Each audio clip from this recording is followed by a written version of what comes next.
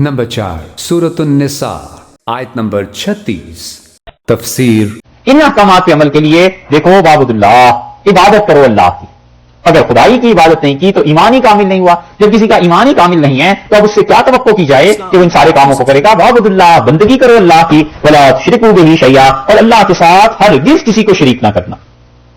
एक बात, वबिल वालिदैन इहसाना, और अपने वालिदैन के साथ नेकी करते रहना, मुसलसल नेकी, अपने वालिदैन के साथ नेकी करो, अच्छाई करो। हदीस में आया है, हुजूर अकबर सल्लल्लाहु अलैहि वसल्लम ने फरमाया, तुम्हारा बाप जो है ना वो जन्नत का दरवाजा है, फमन शाअ ज़ुय्यहा, जिसका जी चाहे अपने जन्नत के दरवाजे को ज़ाये कर ले, जिसका जी चाहे हिफाजत कर ले। तिरमिज़ी में आता है। यह हदीस नहीं सुनाती, हदीस हमेशा यही सुनाती है कि मां के पांव में जन्नत है ना। बाप के मुतालिक नहीं हदीस सुनाती भाई, मां के मुतालिक सुनाती भाई मां के पांव में जन्नत है एक, और एक ये कि चंदा मामू चांद हुआ, चचा क्यों नहीं चांद हुआ। कई बार हम सोचते हैं कि आखिर भाई चचा क्यों नहीं चांद होता, मामू जानी क्यों चांद हो जाते हैं। अपना घराना ऊपर है। तो इरशाद फरमाया बिल वालिदैन इहसाना, वालिदैन के साथ नेकी करो, बाप की नेकी। हत्ता कि हुजूर अकबर सल्लल्लाहु अलैहि वसल्लम ने अब्दुल्लाह इब्न उमर रज़ी अल्लाह अन्हु को कहा कि अंत व मालिक अबीक, अब्दुल्लाह तू और तेरा माल सब तेरे बाप का है। और वालिद अगर इंसाफ के खिलाफ ना काम करें तो उनकी माननी चाहिए, उनकी इत्तिबा है। इसी तरह वालिदा की भी अल्लाह ने कहा दोनों के साथ नेकी करते ही रहो। और थोड़ी सी नेकी से भी खुश हो जाते हैं। उम्रें गुजर चुकी होती हैं, जिंदगी सारी गुजर चुकी होती है, मेहनत की भी होती है, हंस के दो बातें भी कर लेना वालिदा से वालिद से, खुश हो जाते हैं कि फर्मा बरदार है बेटा।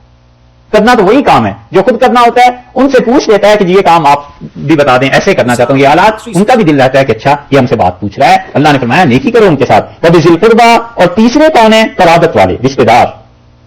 सब चीजें रिश्तेदारियां शामिल होंगी। रसूलुल्लाह सल्लल्लाहु अलैहि वसल्लम ने फरमाया भांजा तुम्हारा वो तुम्हारी कौम में से है।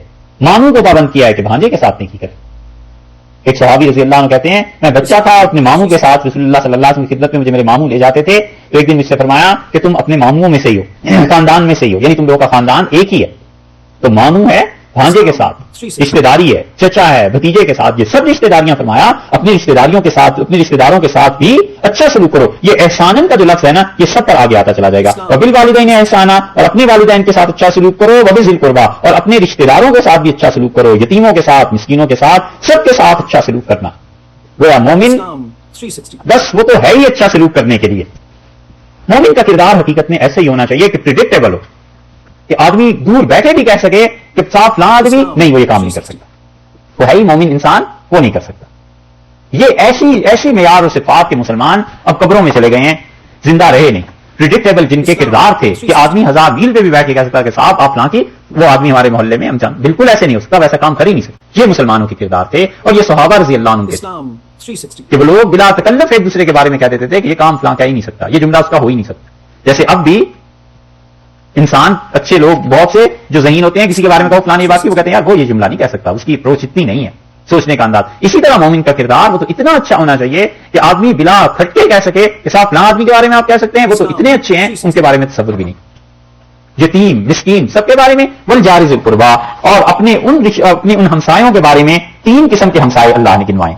वल जारि ज़िल कुर्बा नहीं, कहां गई बात, हाँ, वल जारि ज़िल कुर्बा, हमसाया जो करीब से हो 1, वल जारिल जुनुबे, और हमसाया जो अजनबी हो 2, वह साहिबी, और तुम्हारा दोस्त, बिल जंबे जो तुम्हारे पहलू में है, वो तुम्हारा रफीक। 3 और गिनवा दिए। एक तो ऐसा है जिसमें तीनों हक साबित होते हैं कि है वो आदमी हक जवार, वल जार, और जार असल में कहते हैं पड़ोसी को ना, तो पड़ोसी है और ज़िल कुर्बा तुम्हारा रिश्तेदार है। तो रिश्तेदारी का हक एक उसमें आ गया और इस्लाम का हक भी उसमें आ गया, 2 हक उसमें जमा हो गए। और अगर आपके दरवाजे के करीब दरवाजा है, करीब रहता है, साथ में रहता है, तो ये तीनों हकूक एक में ही जमा हो गए कि रिश्तेदार का हक भी हो गया, पड़ोसी होने का हक भी हो गया, और इस्लाम का हक भी हो गया। 3 हक आ गए। इस्लाम पड़ोसियों के बड़े हकूक है। कितने हकूक हैं कि वो कहते हैं ना कि अल जवार कब्ल अल जार, कि मकान लेने से पहले हमसायों को देखो कैसे। वो इसी तरह की बात है। रसूलुल्लाह सल्लल्लाहु अलैहि वसल्लम मुझे हमसायों के बारे में, पड़ोसियों के बारे में जिब्रील अमीन कहते रहे, हत्ता कि मैंने एक दिन सोचा सयुवर्रिसहु, अब आयत नाज़िल हुई कि जो तुम्हारे पड़ोसी हैं विरासत में भी तुम्हारे साथ हिस्से हुआ करेंगे इनके। इतना मुझे तलकीन फरमाया।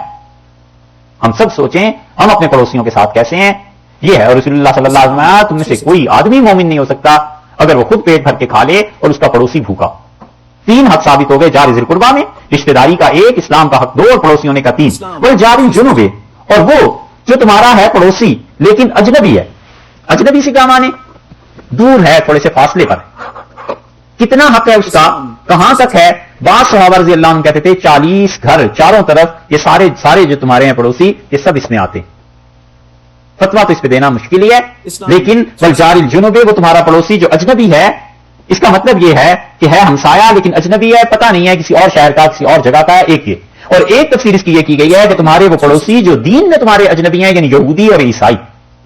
اپنے یہودی پڑوسی کے ساتھ اور عیسائی پڑوسی کے ساتھ احسان کرنا, اچھی بات کرنا, حسن سلوک اللہ نے یہودیوں اور عیسائیوں سے سکھایا ہے. اور ہم تحفہ کیا بھیجتے ہیں؟ راشن کو. اس سے کم تو بات ہی نہیں. تو یہ دین کیسے پھیلے گا؟ کیسے انہیں اندازہ ہوگا کہ مسلمان پڑوسی میرے ساتھ رہا, سال بھر اتنا اچھا تھا مسلمان پڑوسی, وہ جب کوئی اور آئے گا نا تو پھر بھی تعریف کرے گا کہ ہمارے مسلمان پڑوسی رہے ہیں, اتنے اچھے رہے ہیں. اللہ نے کہا والجار الجنوب, اور اپنے اس پڑوسی کا بھی خیال کرنا جس کا تمہارا مذہب مختلف ہے, یہودی اور عیسائی پڑوسی, نصرانی. ایک ہی استثناء لکھا ہے کہ وہ حربی کافر, یعنی وہ میدان جنگ میں تمہارے مقابلے میں آ رہا ہے تو وہ تو بات پھر غلطی ہو گئی, ایک دوسرے کو مارنے کے لیے اترے ہوئے ہو. باقی پڑوسی جو ہے وہ کافر ہو, اس کا بھی حق بنتا ہے. عبداللہ ابن عمر رضی اللہ عنہ آئے اپنے گھر اور انہوں نے اپنی اہلیہ سے کہا کہ پڑوسی کو کچھ بھیجا ہے؟ انہوں نے کہا نہیں, وہ تو یہودی ہے. تو عبداللہ ابن عمر رضی اللہ عنہ نے فرمایا ہے تو یہودی لیکن ہمسایہ بھی تو ہے. مطلب یہ کہ ہمسایہ ہونے کی وجہ سے اس کا جو حق بنتا ہے وہ پورا کرنا پڑے. اس پہ آپ عمل کیجئے. یہاں دیکھیے جہاں آپ رہتے ہیں آپ کے برابر میں سامنے ادھر ادھر کون کون سے یہودی ہیں, کافر ہیں, اور ان کے ساتھ حسن سلوک کا اللہ نے حکم دیا ہے. جیسے کوئی آدمی کے لیے کوئی کھانا بھیج دیتا ہے, کوئی کپڑا خرید کے بھیج دیتا ہے, الیک سلیک کر لیتا ہے, بٹھا لیتا ہے کبھی اپنے گھر میں, کبھی خود چلا جاتا ہے, پوچھ لیتا ہے آپ کو کوئی پرابلم, اتنی چھوٹی چھوٹی چیزیں, لیکن اللہ نے فرمایا اس میں بڑا اجر ہے. اللہ انہی چیزوں سے خوش اور راضی بھی رہتے ہیں. والصاحب بالجنب, اور تمہارے وہ پڑوسی جن کا حق بنتا ہے. اچھا اس میں دو حق ہو گئے, جار ذی القربہ میں 3 حق تھے نا, پڑوسی کا حق ہونا, اس کی رشتہ داری کا حق اور اسلام کا. یا اسلام کا حق اگر آپ چھوڑ دیتے ہیں اسے تو پھر پڑوسی ہونے کا حق باقی رہ گیا ایک. اور اگر وہ مسلمان ہے اجنبی, کسی اور شہر بستی کا ہے, لیکن ہے مسلمان, تو 2 حق ہو گئے. مفسرین کہتے ہیں آگے اس میں ایک حق ہے والصاحب بالجنب, اور وہ جو تمہارا پڑوسی ہے جس میں اسلام بھی نہیں ہے اور جس میں رشتہ داری کا حق بھی نہیں ہے اور صرف پڑوسی ہونے کا ہے. ایک تو تفسیر یہ کی گئی 3, 2 اور 1, ٹھیک ہے. اور ایک تفسیر یہ کی گئی ہے کہ والصاحب بالجنب, اور وہ آدمی جو تمہارے پہلو میں ہے تھوڑی دیر کے لیے, اس کا بھی حق بنتا ہے. مسافر ہیں, 8 گھنٹے کی فلائٹ ہے, والصاحب بالجنب, اور اس کا بھی تم پہ حق ہے. احسان کرو, نیکی کرو اس کے ساتھ بھی جو تمہارے برابر میں ہے. صاحب دوست کو کہتے ہیں نا, اور جنب پہلو میں تمہارے برابر میں جو بیٹھا ہے اس کے ساتھ بھی نیکی کرو, ان کے بھی حقوق ہوتے ہیں. ٹھیک ہے, کھاؤ بھائی مٹھائی, صاحب جنب بھی ہے نا سارے, ہاں ایک دوسرے کے ساتھ مٹھائی کھاؤ, اور جو دوسرے کا مال ہے اس کی ہم اور بھی خوش ہیں, ضرور کھاؤ. والصاحب بالجنب, چلا لو, اور اس کا بھی حق ادا کرو جو تمہارے پاس تھوڑی دیر کے لیے. دیکھا اسلام نے کتنی اہمیت دی ہے اخلاقیات کہ جو تمہارے پاس تھوڑی دیر کے لیے آیا ہے اس کے ساتھ بھی اچھا سلوک کرنا. اسی وجہ سے حدیث میں آیا ہے رسول اللہ صلی اللہ علیہ وسلم اپنے گھروں کو قبرستان نہ بناؤ. اب یہ حدیث سے فقہا کے یہاں آئی تو فقہا نے کہا اس کا مطلب یہ ہے کہ اپنے گھروں کو قبرستان نہ بناؤ, یعنی گھروں میں نماز کبھی پڑھا کرو, نفل گھروں میں آ کے پڑھا کرو. اور یہی حدیث جب صوفیہ کے یہاں گئی تو انہوں نے کہا جس طرح قبرستان میں جاؤ تو کوئی نہیں پوچھتا تمہیں, اپنے گھروں کو ایسا نہ بناؤ, کوئی آئے تو اسے کچھ کھلا پلا بھی دیا کرو. ہے حدیث ایک ہی, لیکن تشریح اس کی مختلف انداز سے ہے. اللہ نے فرمایا اس پڑوسی کا بھی حق بنتا ہے جو تھوڑی دیر کے لیے تمہارے ساتھ آ کے بیٹھا ہے. مسافر ہوتے ہیں, راستے میں علم حاصل کرنے میں سانجھے ہو جاتے ہیں, تجارت میں تھوڑی دیر کے لیے بیٹھنا ہوتا ہے, میٹنگز ہوتی ہیں, اور میٹنگز بھی کتنی ہوتی ہیں صبح سے لے کے 5 بجے تک شام, کام کی باتیں کم اور دوسری زیادہ. یہ کل رپورٹ ملی ہے. ہاں پہلے ہم پہ بھی حبات آری تک اتنی میٹنگز کرتے ہیں, پتہ نہیں کیا فیصلے ہوتے ہوں گے, کل پتا چلا کام کی باتیں کم اور فضولیات زیادہ. لیکن بہرحال اللہ نے کہا ان سب کا حق بنتا ہے. یہ ہو گئے, اور اس کے بعد بنایا وابن السبیل, اور ان کا حق بنتا ہے جو مسافر جو سفر میں ہے, ان لوگوں کا حق بنتا ہے مسافروں کے ساتھ اچھائی کرو. بڑے ہی اچھا معاشرہ تھا مسلمانوں کا, بڑے اچھے لوگ تھے. جہاں مغرب کی نماز کے بعد عشاء کے بعد اعلان کر دیتے تھے گاؤں میں مسجد میں کہ کوئی مسافر ہے, کوئی کہتا تھا میں ہوں, تو کہتے تھے صاحب آپ کا کھانا, آپ کا بستر ہم لاتے ہیں, ابھی گھر سے لے آتے ہیں. یہ تہذیب بڑی اچھی تھی مسلمانوں کی. ہوٹلوں کے کمروں میں اور حرام کے اڈوں پہ نہ مسلمان جاتے تھے نہ رہتے تھے. پتا ہوتا تھا کہ مسلمانوں کی جگہ ہے. مسجد میں اگر نہیں ہے پیسہ کوئی نہیں, کسی مسجد میں چلے جائیں گے, کھانا, رات کی رہائش, یہ سب چیزیں اطمینان سے مل جائیں گی. اعلان ہوتے تھے باقاعدہ. اسی لیے مسافر کے بہت سے حقوق خود رسول اللہ صلی اللہ علیہ وسلم نے بتائے ہیں, اور اسی لیے اس مسافر کے لیے فرمایا جو اپنے گھر میں کھاتا پیتا ہے اور مسافر ہے, سفر میں ہے, فرمایا اس کو زکات دے دو, کیونکہ اس کے بہت سے مسائل ہو سکتے ہیں نا سفر میں پیش آئے ہوں گے. وہ سفر میں تمہارے ساتھ نیکی کرو اس کے ساتھ. یہ مسافر کا حق ہے.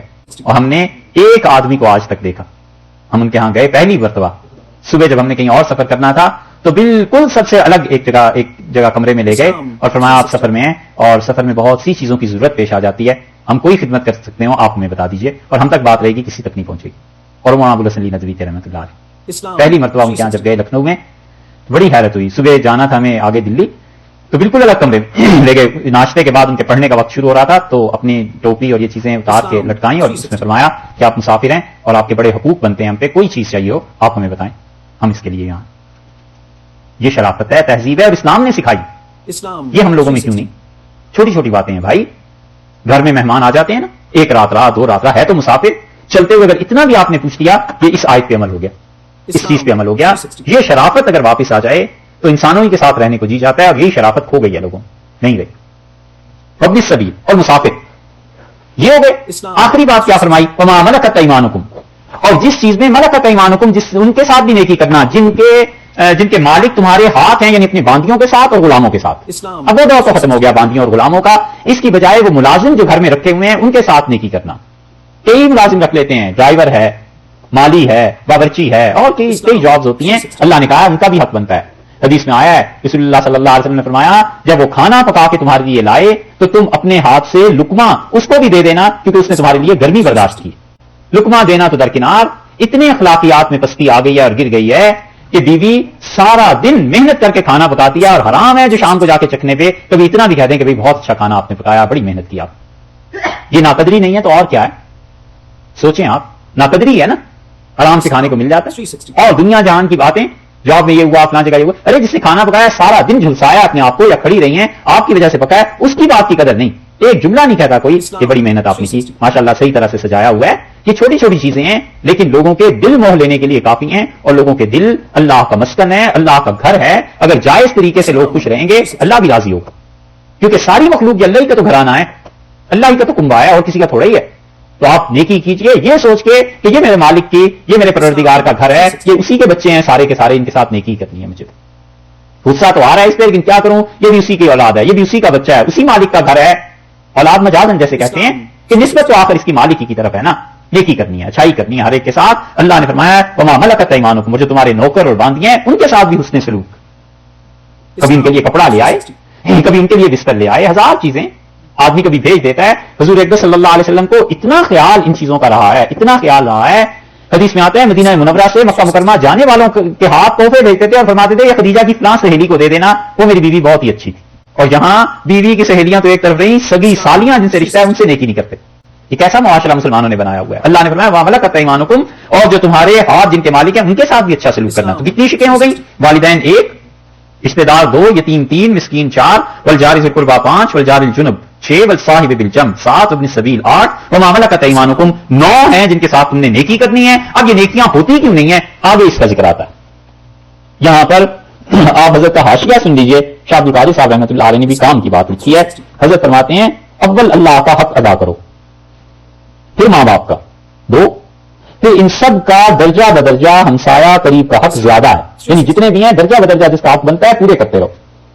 اور ہمسایہ اجنبی کا، یعنی اجنبی جو ہمسایہ ہے اس سے پیچھے قریب یعنی قرابتی. اور برابر کا رفیق جو ایک کام میں 7 شریک ہو، ایک ہی کام میں 7 شریک ہیں، جاب ایک ہی جگہ کر رہے ہیں، اسکول میں ایک ہی جگہ پڑھا رہے ہیں. اللہ نے کہا ان سب کا حق بنتا ہے ایک دوسرے پہ نیکی کرو. حضرت فرماتے ہیں جیسے ایک استاد کے 2 شاگرد، تمہیں چاہیے کہ اپنے استاد کی وجہ سے کہ یہ بھی ان سے پڑھے ہیں ایک دوسرے کی عزت کریں. یا ایک خادم کے 2 نوکر، خادم سے مراد مالک، پرانی اردو ہے نا، تو مالک کے 2 نوکر ہیں، عزت کرو. اور فرمایا کہ ان کے حق کا ادا نہ کرنے والا وہی ہے جس کے مزاج میں تکبر اور خود پسندی ہے کہ کسی کو اپنے برابر نہیں سمجھتا. اب دیکھیے آگے، ان اللہ لا یحب، اللہ نہیں پسند کرتا من کان مختالا، جو آدمی خود بین ہے. سب سے پہلی رکاوٹ کیا ہوئی کہ وہ آدمی جو خود بین ہے، مختال، اتراتا ہے، اپنے آپ کو دیکھ دیکھ کے ہی پھولے نہیں سماتا کہ مجھ جیسا تو کوئی ہے ہی نہیں. واہ بھائی، پہلی رکاوٹ یہ بن گئی.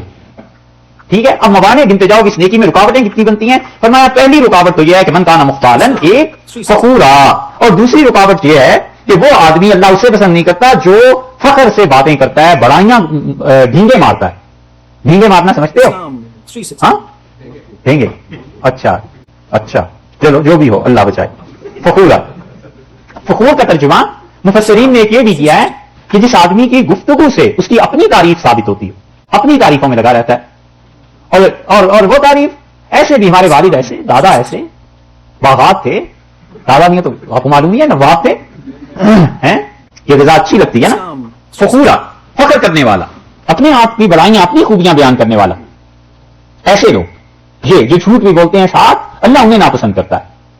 मुद्दत हुई, एक बात सुनी थी, दो बच्चे आपस में बात कर रहे थे, उसने कहा हमारे दादा अब्बा के बागात थे इतने इतने इतने, और वो जो थे वो बहुत ज्यादा थे, तो वो बारिश नहीं होती थी तो वो हमारे दादा अब्बा के पास एक बांस होता था, उसे हिला देते थे तो बादल टकराते थे, बारिश हो जाती थी।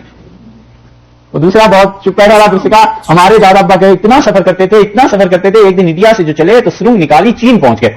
उसने कहा चल झूठे, किधर से इतनी ज्यादा सुरंग निकाल ली थी? उसमें क्या होता है, तुम्हारे दादा अब्बा उसी में तो बांस रखा करते थे।